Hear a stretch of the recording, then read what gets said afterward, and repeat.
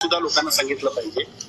एक जो पेशंट की ज्याची प्रतिकार शक्ती कमी असते, अशा प्रतिकार शक्ती कमी असणाऱ्या लोकांना या आजाराची लागण होते आणि मग त्याच्यानंतर त्याच्यावरती योग्य ती उपाययोजना करून आपण त्याला दुरुस्त करू शकतो। दुर्दैवानं आपल्याकडचा एक पेशंट डेथ झाला।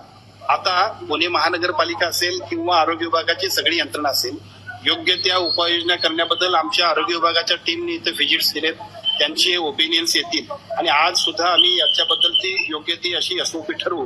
कोणत्याही परिस्थितीमध्ये या आजाराचा फैलाव तर होणारच नाही, परंतु दूषित पाण्यामुळे असेल किंवा अन्य कारणाने असेल, जी एक कुठलं कारण असेल त्या कारणावरती सुद्धा योग्य उपाययोजना करण्याबद्दल पुणे महानगरपालिकेला आणि त्याचबरोबर आरोग्य विभागाच्या यंत्रणेला आपण सूचना देणार आहोत। आता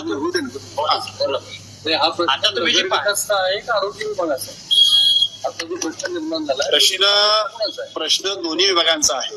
नगर विकास एवढ्यासाठीच की ते पुणे महानगरपालिकेच्या परिसरात आहे, परंतु आरोग्याशी निगडीत असल्यामुळे तो आमच्याही सगळ्या आरोग्य विभागाची जबाबदारी असल्यामुळे त्या सगळ्यांनी संयुक्तपणानं यावरती काम करणं आवश्यक आहे। प्रशासकीय यंत्रणा फार गांभीर्यपूर्वक त्याच्याकडे बघतायत असं दिसत नाही। याचं कारण पुणे महापालिकेनं पीपीपी तत्वावरती असलेल्या हॉस्पिटलमध्ये या रुग्णांची व्यवस्था केली आहे। हा चेतना संस्थेशी संबंधित आजार आहे आणि त्या हॉस्पिटलमध्ये एकही न्यूरोसर्जन नाही। 3 ते 4 पेशंट्स तिथे ट्रीटमेंट आता घेत आहेत या घडीला।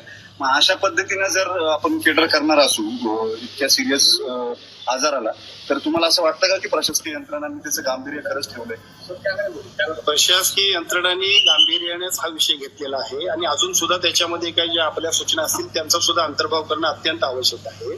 कारण शेवटी या आजाराची माहिती नसल्यामुळे सुद्धा अनेक वेळेला थोडीशी घबराट पसरते, परंतु मी आपल्याला एवढंच सांगतो की या आजाराबद्दल योग्य त्या उपाययोजना करण्याबद्दल पुणे महानगरपालिकेची सगळी यंत्रणा आणि त्याचबरोबर आरोग्य विभागाची सगळी यंत्रणा सुद्धा योग्य पद्धतीचं काम करण्यासाठी कटिबद्ध आहे। धोरणात्मक निर्णय होणं गरजेचं आहे या खर्चावरून।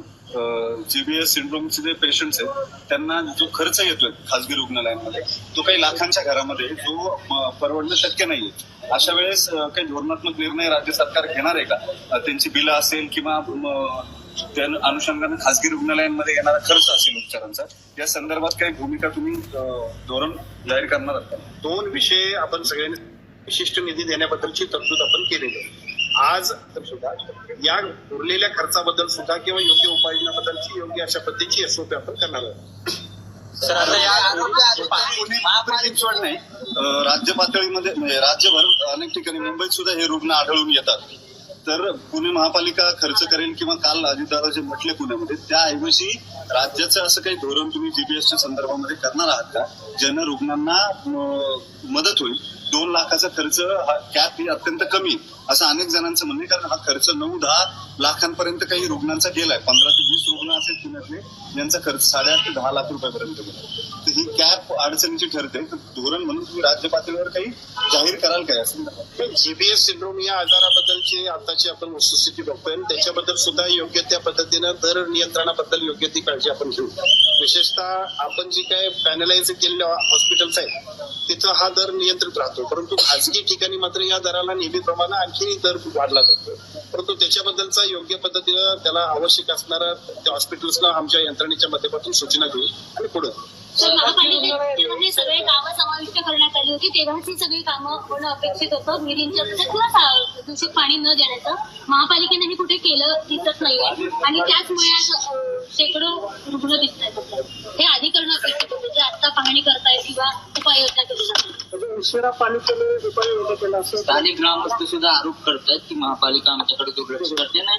15-20 दिवस झाले पण आरोग्य अधिकारी जे आहेत म्हणजे आरोग्य विभागाचे सगळेच अधिकारी राज्य स्तर महापालिका स्तर ते काही प्रतिसाद देत नाहीत, लोकांचे फोन उचलत नाहीत। काय होतंय म्हणजे लोकांमधली भीती दूर करायला आरोग्य विभागाने ते सांगणं गरजेचं आहे। कोणती माहिती महापालिका आयुक्त स्वतः या ठिकाणी येऊन गेलेले आहेत, त्या सगळ्या भागाचा दौरा केलेला आहे आणि याच्यामध्ये जे आहे ह्या